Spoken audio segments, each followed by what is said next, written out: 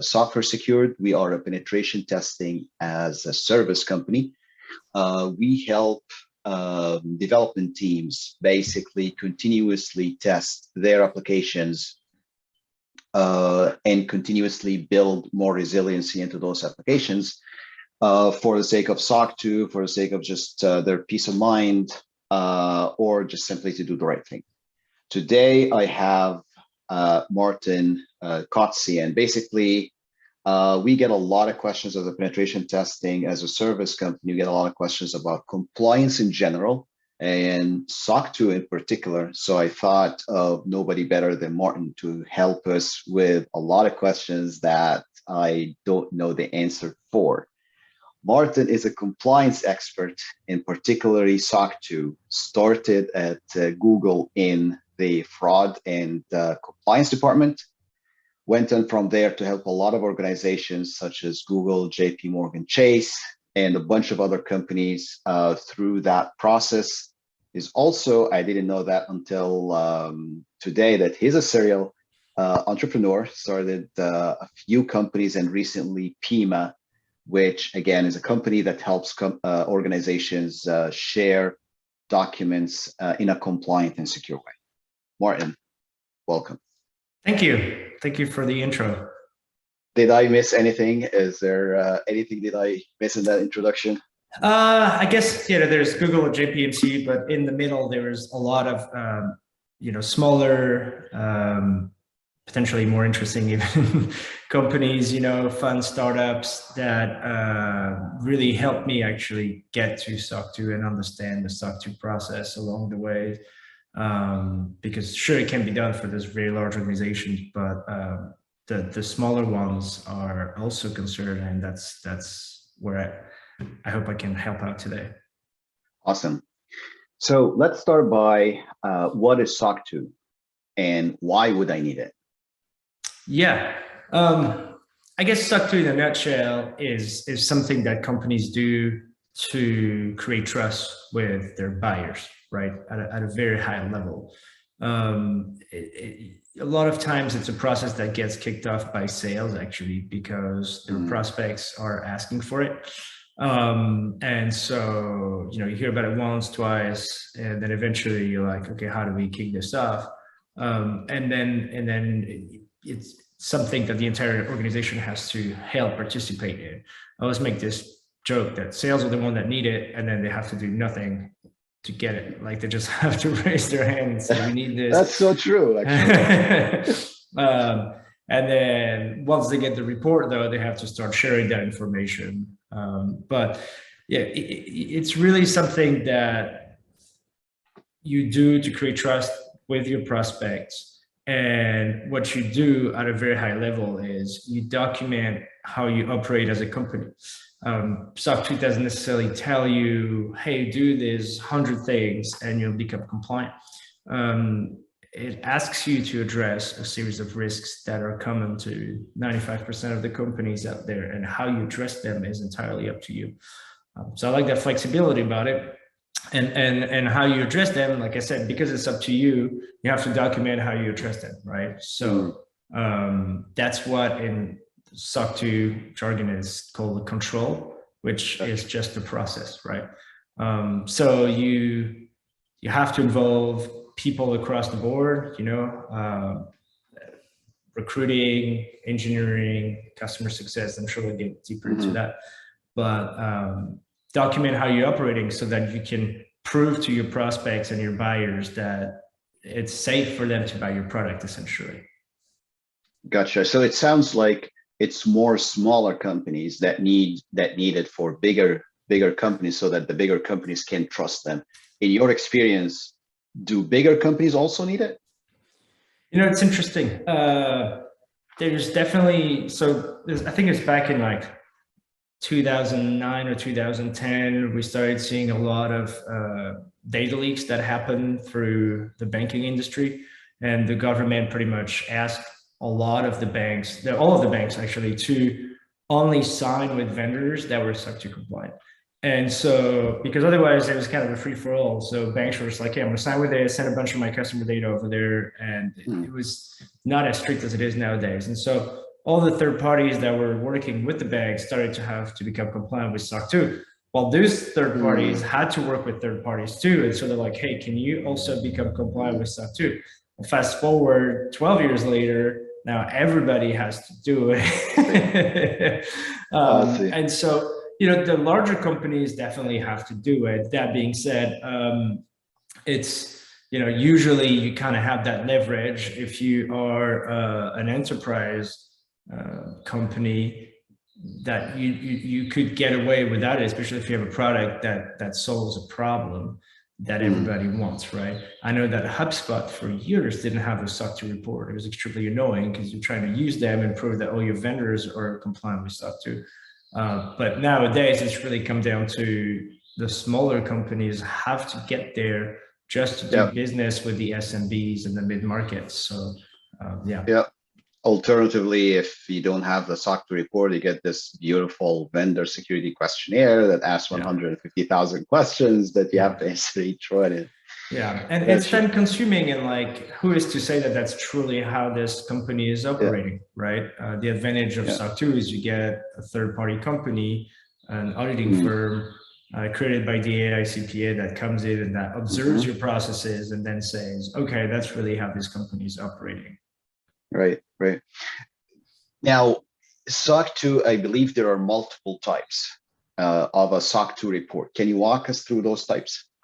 Yeah, for some obscure reasons, they decided to make it confusing. So there's a SOC 1 and a SOC 2. The SOC 1 report is financial. It's not something that I do or I've ever helped with. It's not something that's very much asked around in the SaaS industry. But it is one thing that exists, and it's purely a financial audit by CPA. The SOC 2 is what all SaaS companies hear about, which is an evaluation of your processes, like I said, how you handle company data, etc. Now, within a SOC 2 report, you have two types of audit. The first one is a SOC 2 type 1, and the second is a SOC 2 type 2. And this is where it gets a little confusing with the 1s and the 2s, and people get confused. So the SOC 2 type 1 is what they call a point-in-time audit. And essentially what this means is the auditors are not going to care so much about the history of your company. They just want to see, when you say, hey, here's the 75 to 80 controls that we have in place to address all of the risks that's the standard is asking us to take care of. They just want to see the auditors that it happened at least once recently.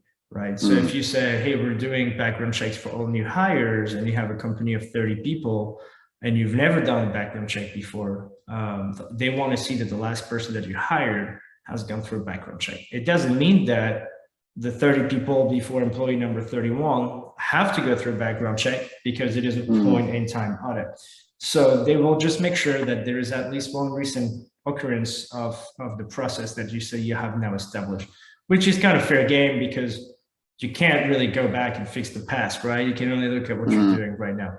So the SOC 2 type 1, and I highly recommend people that consider SOC 2 to go through this audit first, really helps you engage with the auditor. And it's kind of like a checkpoint where you say, okay, we think that we can claim that that's how we're operating. And then the auditors come on site, or now they do it remotely, to be honest, but they look at your processes and they say, okay, we can validate that this has at least happened once. And so that really helps you, get together with the team, establish your controls, create a good relationship with the auditors, and kind of commit to running and operating your company like that moving forward. The SOC 2 type 2 on the other end, and this is what everyone is after, is an audit over a period of time. So technically, the minimum amount of, it's called a period, an audit period. The minimum amount of time for that period would be 3 months. It's very, very rare that happens. Usually people go with at least 6 months. And the longest you can go is 12 months. What that means is that at least once a year, once every 12 months, you have to go through a SOC 2 type 2 audit in order to remain compliant. And what they do during the type 2 is they will look at the data for all of your controls for that period of time, whether it's 6 or 12. So with a lot of my clients, what I do is we go through a type 1, And then depending on the growth of the company, if it's a company that's steady, they're not going through hyper growth or anything like that, I'll recommend they do an annual SOC 2 Type 2. However, if there's hyper growth, there's a lot of changes, processes are evolving faster than possible, then it's like, let's do a 6 months check-in. It's like a checkpoint at the 6 month mark where you go through an audit, you make sure that everybody gets what needs to happen. And then after that, you move to a 12-month audit. And to go back to that example of a background check, if after your Type 1, you say for every new employee, we do a background check, at the end of the 12 months period, you have to give them a list of, they call that a population, a list of all the employees that joined during the period, and then they'll pick a sample. That's another SOC 2 term where they'll say, okay, you hired 50 people, we're going to look at 6 of them out of the 50. And then for the 6 employees, you have to prove that there was indeed a background check in place. And if there was not, then that goes in your report, so that for the next year, when you're distributing your report to your prospects, potential buyers, they will see the controls where you were not able to maintain your process that you said you were committed to do, essentially. Gotcha. So you just mentioned that everybody's going after Type 2. Type 1 seems easier to me. Why is everybody going after Type 2? Because that's what your buyers want you to have, right? So a Type 1 is a point in time. So it proves that just today, I'm SOC 2 compliant. A SOC 2 Type 2 will prove that for an entire year, you're able to maintain all of your controls. So whenever you look at somebody's SOC 2 report, you're basically looking at how the business was operating for the last 12 months, right? It doesn't give you a glimpse into the future, but it really shows you how they were operating. So, if they're failing the background check, if they're failing their training, if they're not terminating their employees' accounts on time after they leave, that kind of stuff. Now, as the buyer of the product, you start asking yourself, is this a good vendor for me? Right. Are they really protecting my data? What kind of business are they running over there, right? And that's the whole point of it. And the idea behind the audit period is that if you keep doing it for 6 months, that's probably going to become a habit in the company that is harder to change. It's easier to maintain than to change and go back to your ways. That's kind of like the past is an indication for what the future is going to look like. Is that how it works? Pretty much, yeah. And large companies like AWS that everybody uses, Amazon Web Services, they do an audit every 6 months, right? And I kind of get it because granted, it is expensive to do an audit for 2 reasons, right? I'm sure we'll talk about that. Like, there's the cost of hiring the auditors, but there's also the cost of like production, right? You're not. That's something you're not building a product. Your team is focused on the audit at this time, and so that's a lot of people's time involved for each audit. So you have to kind of find the right balance, and this is where the more ingrained the controls are in the company culture, the easier it becomes to push that limit to 12 months, essentially, while still having a good report. Speaking about cost, that's one of the biggest questions that we get. A lot of companies come to us and say, hey, I know that you guys do pen testing, but can you do X? Can you do Y? And what they're trying to do is, one, understand estimates of how much time should I do this, and can I get help? So this is kind of like a loaded question. If I'm a CTO or I'm a tech lead that is, or a compliance manager, or what have you, how much time should I dedicate to preparation for SOC 2? And what sort of budget should I ask my CEO for? Yeah, I get this question a lot, with the clients that I help become compliant with SOC 2. And the answer is, it depends. Of course. So, but I'll try to walk you through a few scenarios. So in terms of cost and the ones you have to account for, you can kind of break it down like that. You're going to have your auditing costs. So Type 1 is usually cheaper than a Type 2. The reason why that is because the auditing firms, they kind of they have an idea of how many hours they're going to have to put in for a successful audit. And then a Type 1 is just less work than a Type 2. So naturally, the Type 2, even though they're more familiar with your company, is still more time for them. So it is more expensive. Now, you will have some auditing firms that are very, very cheap. And that's not necessarily a good thing, in my opinion. They're just, sometimes there's some that play like this race to the bottom, and ultimately you get what you pay for, right? It's the same with pen testing. I'm sure there's some Same thing. Do it for really cheap, you get what you pay for, right? And then you have companies, auditing firms that are very reasonable, that will help you, they'll provide good feedback. I think in general, it's good to budget for $18,000 to $25,000 for a type 1.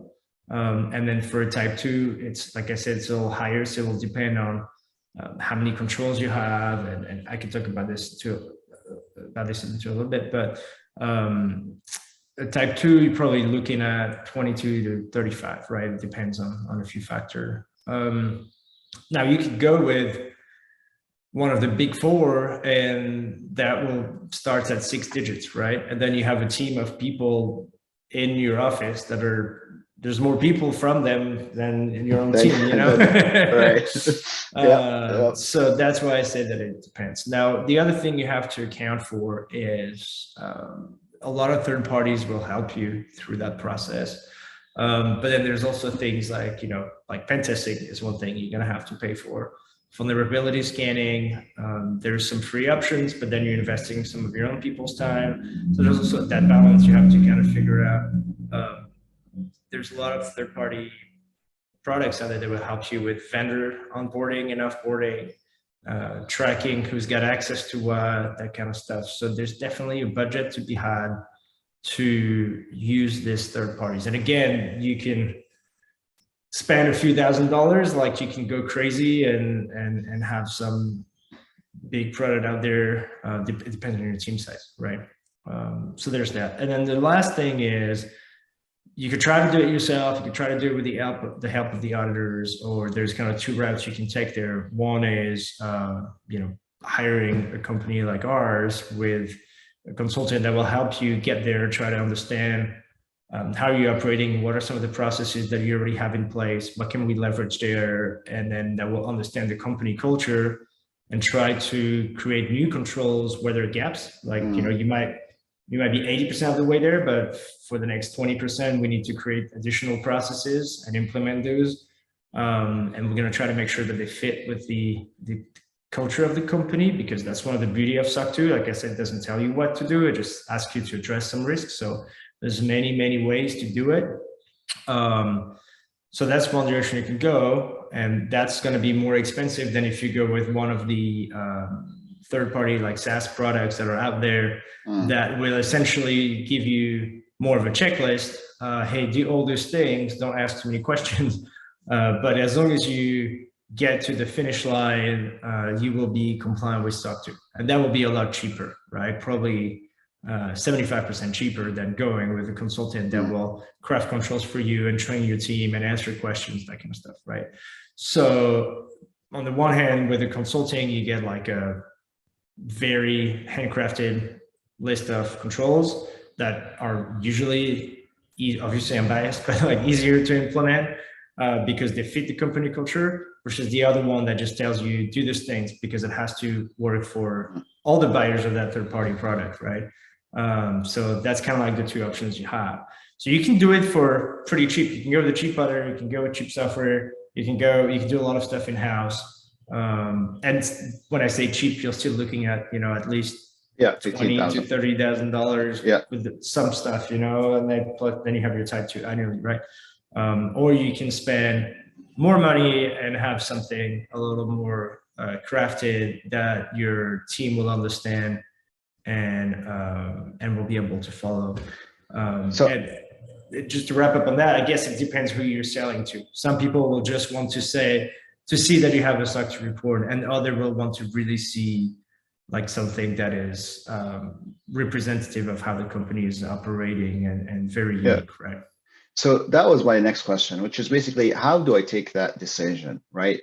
So as like I understand that there's a variety of sizes and verticals that would need a SOC2. In my experience, startups are the ones that kind of need a SOC2 because they need to sell, right? So in a lot of cases, either the SOC2 or the pen testing is kind of like one of the biggest expenses that they have to endure in their budget right after payroll, right? It's one of the biggest sticker items that they have to endure. And now the CTO is under this question: should I do it myself? Should I hire somebody? Obviously, I do it myself. It's going to be time consuming, cheap. If I hire somebody, it's going to be very expensive. Under which condition would you recommend a CTO or a tech lead to do it themselves? And under which condition should they seek an external help? Yeah, I think it comes down to where you're at in the life cycle of the company. I learned about SOC2 because my CEO at the time came to me and was like, "Hey, can you help us become compliant with SOC 2?" Right? When my background was in software engineering and running infrastructure on AWS, right? So one day he came to me and was like, "Hey, this is your next project. This is what we're going to prioritize. Can you figure it out?" This was maybe 8 years ago. So there is not nearly as many resources out there as there are now. So I was still able to figure it out, right? You hire a team of auditors and you talk to them, and ideally you try to catch a bunch of SOC 2 reports from other companies and look at their controls and learn. So it's like, how much time do you have?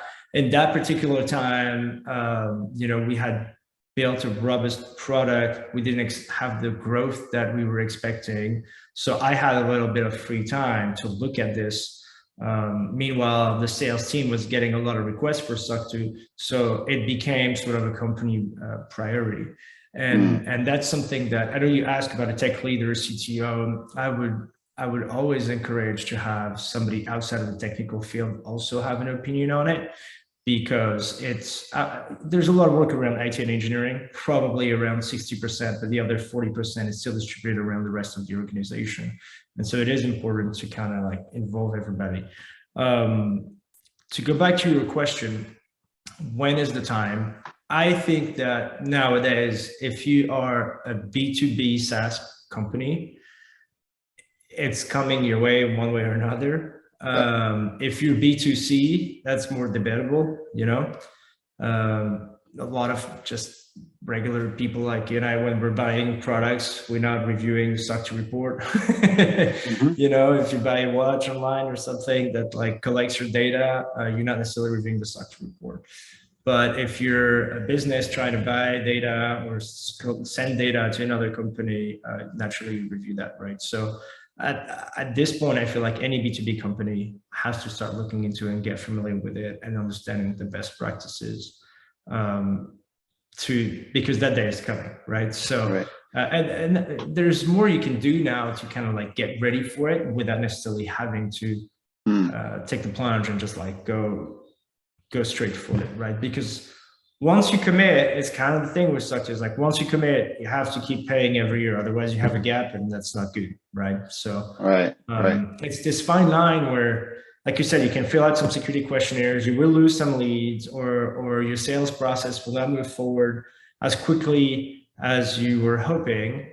And so you kind of have to understand, look at the data from your sales pipeline, because really sales is what should be driving this decision, at least in my opinion. There's lots of things you should do to protect your customer data, but when it comes to really putting all the moving parts together and calling an auditing firm to say, okay, we're ready.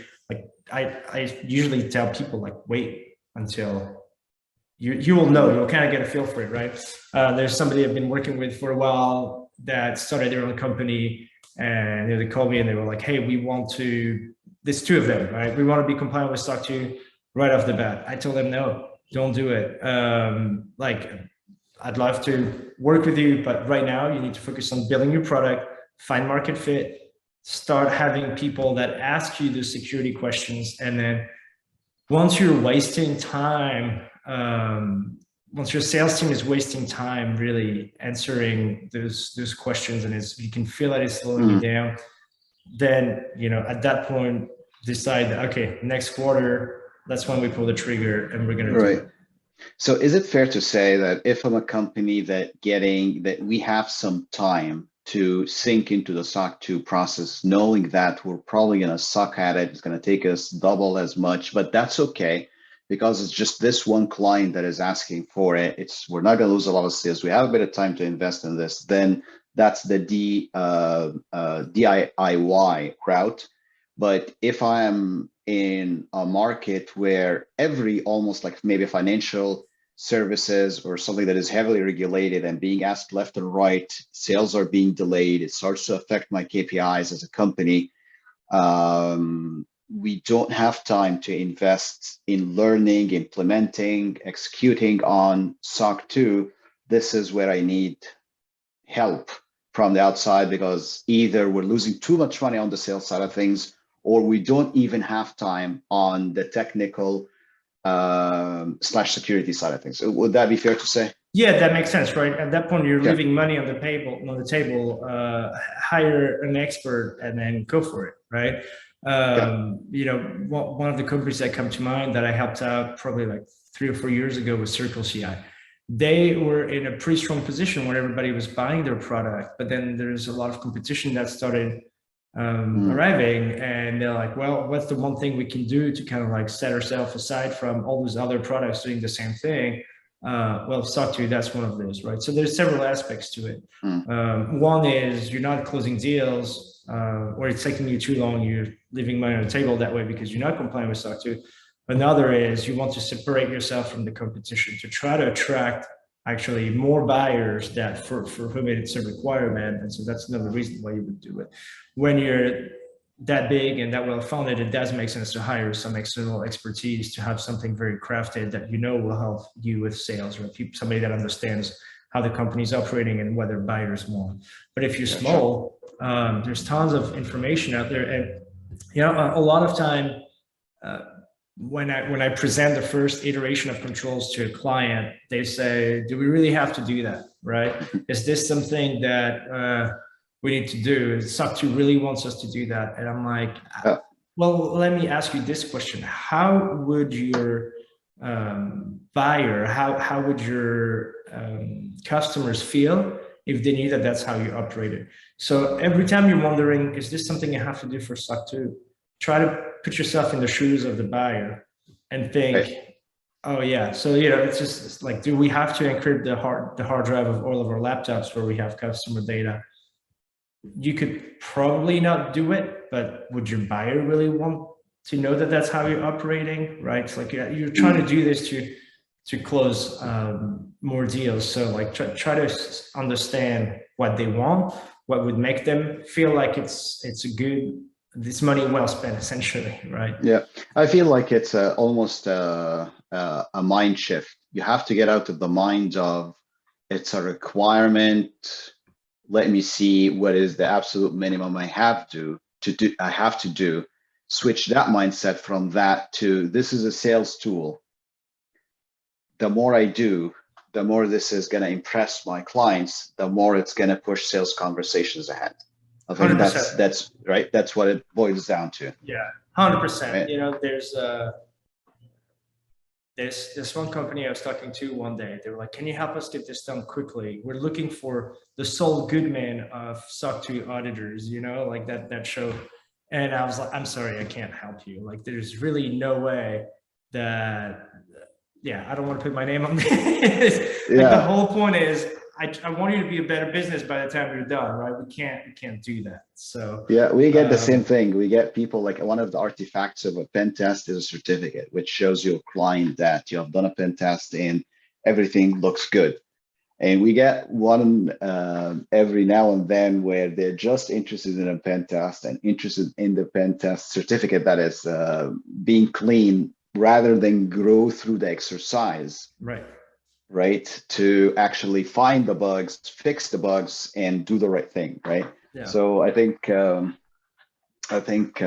have a common story there. So you talked about the controls. I know there is a bunch of controls. I know that they are dependent from one company to the other. But in your experience, what are the minimum set of controls that almost every SaaS company have to do? Yeah, there's a lot. I guess, you know, to take a step back, the departments that are concerned with SOC 2 are kind of the following. So SOC 2 looks at, they want to understand how do you hire people. So that will involve recruiting if you have that department. Then you'll have HR with onboarding, sort of like the life cycle of an employee at the company, right? So recruiting, HR, onboarding, training. Offboarding. Well, before that, ideally you have training, you have retention. I see. So then you would have, what do you do to make sure your employees are happy? Do you have a performance review in place? You know, what does that entail? Do they get a title promotion? Did they get a raise? And you don't have to have that in place, but you can see how the better the life cycle of an employee at the company, like the more you take care of your employees, the better the report, essentially, right? But what's the angle here? Like, I understand if they want to know if the hard drives of the laptops are being encrypted, because this is directly related to data security. But if we're doing reviews and giving raises, where is that tied to security, or it doesn't? Well, so if you're not training your employees, or if you're not evaluating your employees periodically, because like with performance review, there's two sides to it. One is you keep the happy employees, but the other is if an employee is not performing up to the standard of the company, you have to be able to identify that. And if that's the case, terminate them, right? So you have to have processes in place to be able to evaluate how an employee is performing within the company. And this is where, you know, a control like that might not be necessary for a team of 10 people, but you get to a company of 300 or 500 people, your controls have to evolve as you grow. And the auditors will ask you that, you know, like you might be working with an auditing firm for the last 5 or 6 years, you started at 50 and now you're at 500. They're going to expect that your controls are evolving, right? So, and then same with termination, understanding like how quickly are you able to terminate, that kind of stuff, you know. So that's one with HR, recruiting, training, which can tie into some IT, and then engineering or IT for termination.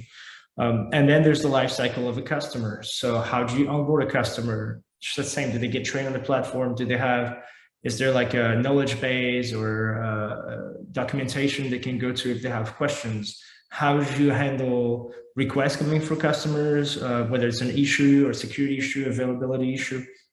And then how does it get passed on to engineering as well? Because it's one thing if customer support gets the information, but if it gets lost internally or there's no way to close the loop, then that's not going to work either. And then same with customer, you know, offboarding, if you will. What happens to the data after they leave? Can they pull their data out? Can they request you to delete it? If so, how long does it take? So that's the whole entire aspect of it. And then the last one, which I think a lot of people think that's what SOC 2 is about, is more around the engineering and IT control. So like, do you keep track of all the laptops that you have? Can you remote lock, remote wipe, encrypt? Do you run an antivirus, anti-malware, that kind of stuff for the IT side of things? And then for more of the engineering / DevOps side of things is the data encrypted at rest? Is it encrypted in transit? You don't necessarily have to encrypt it in transit, but internally, again, that shows like a much better control. What else? You know, do you have good data backups? Do you practice your disaster recovery? Is there a business continuity plan in place? All that kind of stuff. So, and all those things people have heard about at this point. I feel like none of the things that I mentioned are, you know, too crazy. It's just when you're implementing a process, whether to store data into a data store or start a new microservice or whatever it is that you're doing.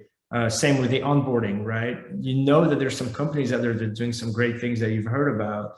And so ask yourself this question: would my buyer be satisfied if they knew that that's how I operate it? And then if the answer is yes, then likely that's a good SOC 2 control. And if the answer is no, then it's something that you should probably put some effort on, right? Gotcha. So yeah, sorry, go ahead. No, I was just going to say, you know, think about the life cycle of your employees, the life cycle of your customers, and then the life cycle of a line of code when you're kind of developing, right?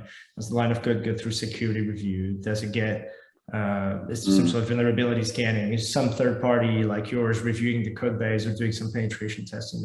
If you kind of cover those three things, I feel like you're in a pretty good place to be compliant with SOC 2.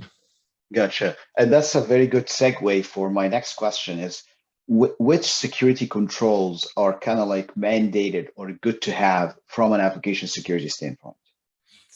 Yeah, intrusion detection is one that is nice to have. And again, it depends on the size of the company, the type of data that you're handling. But that's one that, and you can get some of that pretty easily through AWS with guard duty.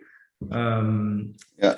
Now that's one of those things, like if you have the data, but you're not acting on the data, then it doesn't work for SOC 2. Yeah, of course. Penetration testing is one as well that is pretty important. I don't know that you could really get a SOC 2 report, at least with the others that I've been working with, without a pen test report. And then the same, it's like you could have 20 criticals in there. It's not going to stop you from becoming SOC 2 compliant. However, if you did not have a process to identify and remediate and do it in a timely fashion, then that's not going to work for SOC 2. So it's not, a lot of people are worried about the findings, but really, it's not about the findings. Actually, you took a step to identify the findings. Good for you. What's the next step? Fix it, right? And so if you can document that you fixed any sort of availability or security issue, that will work in your favor for SOC 2. So definitely penetration testing. Vulnerability scanning is one that I see a lot. And again, like, think about it that way. You're telling the story to your buyers, right? So some people will get away with just doing, GitHub has one dependent bot that will tell you the dependencies have vulnerabilities that have been identified. That's great. It doesn't look at your code one bit, right? So having some either third party or independent company come in and review your code and look at potential vulnerabilities in there is helpful, or having an internal security team with a process like, hey, if this is touching XYZ part of the application, we require a formal security review. That's a good one. Those are the top three: intrusion detection, penetration testing, vulnerability scanning. And then the one that is actually, there's another one, which is a risk assessment. Very, very important as far as SOC 2 goes. So what I usually tell my clients is, why don't you start a risk register? And it can be a spreadsheet, it can be, a Jira, Epic, whatever you want to do, but just have one place where all this source of information end up in, and you can kind of have the full picture of what you're doing. So if you have the results of your pen test, because you might have one critical, but a lot of like low and mediums that are not as high priority, but you need to somehow keep them in mind. Then you have your vulnerability scanning that taps into that, the results of your risk assessment. Your customer and third party are also reporting vulnerabilities, right? With a bug bounty program, all that kind of stuff. Just build a risk registry where you can constantly look at and know how to prioritize and what to fix. And that's a big aspect of SOC 2 as well. Gotcha. So if I recall what you said properly, it is people, how the life cycle of employees in particular, the life cycle of customer and their data in particular, and the life cycle of a line of code. This means to me that I have to include HR, I have to include sales and marketing, and I have to include operations and development teams. So usually the main teams, if you think about people, you're going to have recruiting and HR. And if there is some training to be done, usually that's led by IT. And that can be one person, right? We go through the department, but if you have a 10 people company, that's probably the same person. And then you have customer support and customer success with the people. With the customer, sales, sales, it depends, everybody does it different, but nowadays organizations are very structured such that as soon as the deal's closed, which is when SOC 2 cares, right?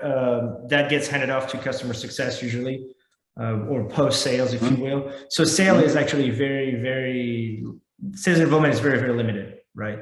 I see, okay. Because they're just bringing the people, they're bringing the prospects.